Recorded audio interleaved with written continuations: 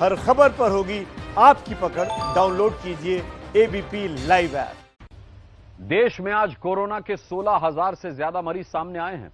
मरीजों की तादाद बहुत जल्द 5 लाख के पार होने वाली है। ऐसे में कोरोना के इलाज की जो दवा परसों बाबा रामदेव ने लॉन्च की, वो तब से ही विवादों में घिरी है।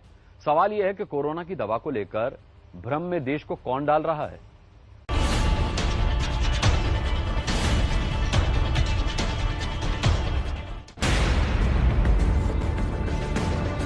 कुछ लोग ईर्ष्या भी करेंगे कि सारी दुनिया के वो डॉक्टर और हजारों नहीं लाखों करोड़ों का कारोबार जिस एलोपैथी में होता है वो वैक्सीन नहीं बना पाए। ये हिमालय में भटकने वाले अनजान सन्यासी, ये भगवा पहनने वाले, ये लंगोटी धोती पहनने वाले इन सन्यासियों ने ये कार्य कैसे कर दिखाया। ये जो अब जो हमने ट्रायल किया है, क्वेश्चनिंग जिसको भी करना हो हम सबका आंसर करने के लिए तैयार है, कोई लुका छुपी नहीं की है। हो सकता है अभी भी कुछ लोगों को जिनका हाजमा डॉक्टर साहब ठीक नहीं, उनको शायद ये बात डाइजेस्ट नहीं हो रही होगी कि ये कैसे हो सकता है।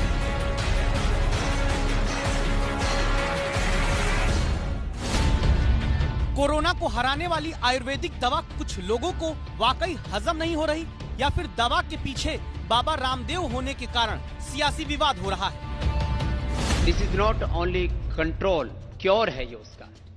और बड़ी बात है कि ये कहते हुए हमें फक्र है कि इसमें 100% रिकवरी रेट है विद इन 3 to 7 days और 0% डेथ रेट है। ये भी बहुत बड़ी बात है और ये दुनिया के लिए। क्योंकि पहला सवाल उठाया उत्तराखंड सरकार के आयुष मंत्रालय ने। लाइसेंस अथॉरिटी है, उसने उनको प्रत्यक्षा क्षमता को विकसित करने के लिए टैबलेट और बनाने का जो है लाइसेंस निर्गत किया गया। हमने देखा है कि इन्होंने इसको कोरोना के लिए इलाज पर के लिए भी यूज किया, तो ये इस संबंध में हमें जानकारी नहीं है। दूसरा सवाल उठा राजस्थान के स्वास्थ्य मंत्री से, जहां जयपुर की निम्स यूनिवर्सिटी के साथ मिलकर पतंजलि ने कोरोना की दवा बनाने का दावा किया। बिना प्रोसीजर को फॉलो किए हुए कोई भी क्लिनिकल ट्रायल मैं समझता हूं लीगल नहीं है।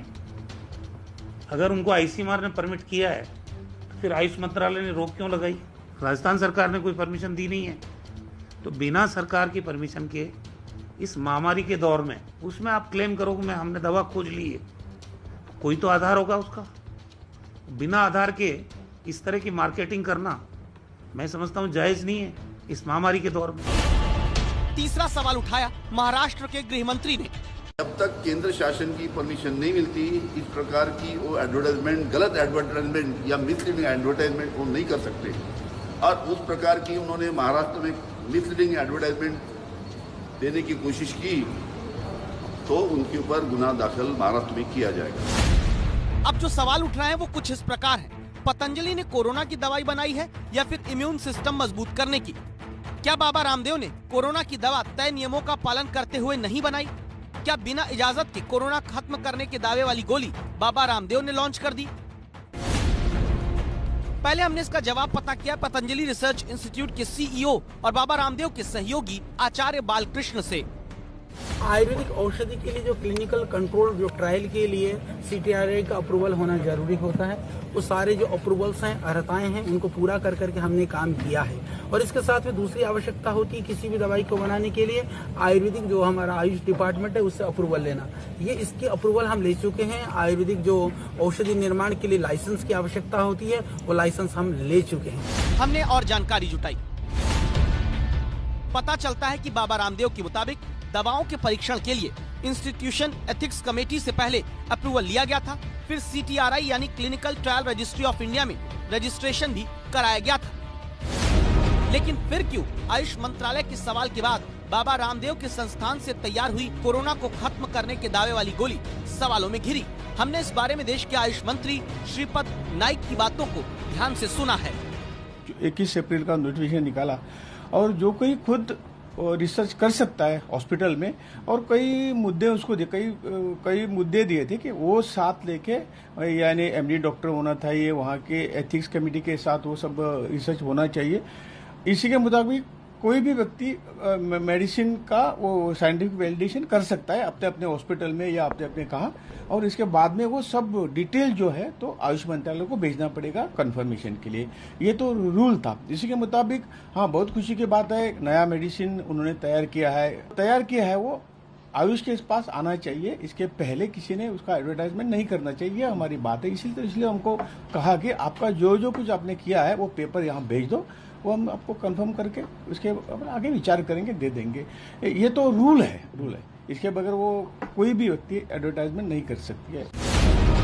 अब आयुष मंत्रालय को सारी रिपोर्ट इस आयुर्वेदिक गोली के बारे में भेजी जा चुकी है। आयुष मंत्रालय ने भी देखिए इस चिट्ठी में लिख दिया है कि जल्द इसे वेरीफाई करके आपको रिपोर्ट देंगे।